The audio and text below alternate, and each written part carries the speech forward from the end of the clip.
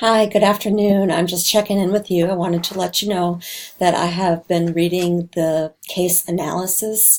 I started yesterday and I'll finish it probably today or tomorrow. And this is the best batch of first attempts I've ever seen from any class. So yay to all of you, and thank you for carefully going through the materials to prepare yourself to write such beautiful analyses. There's some lessons, though, that I thought I would share with you in terms of doing this kind of writing. You really want to make sure that you're paying attention to detail in the artwork itself, but also in terms of specificity of language. Like for instance, today in the world of social media, we tend to refer to all images as pictures, and if it's not pictures, we assume they're photos. So actually, none of these works of art, the four works of art that you were given as options, are photographs. Actually, this one is, and this is a mixed media piece that includes photography. I'm in my Middletown office today. So Hampton and Tony and Wadushko were all three-dimensional pieces. So there was a photograph of a three-dimensional piece that you were looking at, and it's important to know the difference. Sometimes the photograph is a work of art, and sometimes it is the way to convey the work of art to you.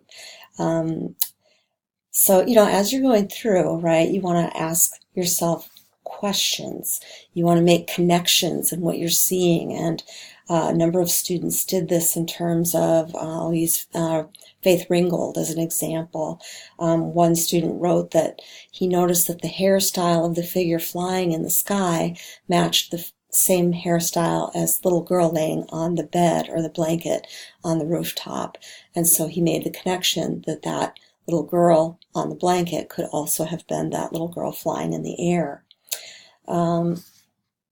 Another is really to do some thinking before you read about it, because once you read about it, it sort of sets your mind in a certain direction and it closes it perhaps to other options. So I really liked this particular analysis about Janine and Tony's Lick and Lather, where the student wrote, initially I noticed that there's a stark difference in coloring. They're presented in a hallway that's pristine, so that implied fine art, and that the rugged lines defied the contours of the chocolate sculptures compared to the minimalist contour of the soap sculpture.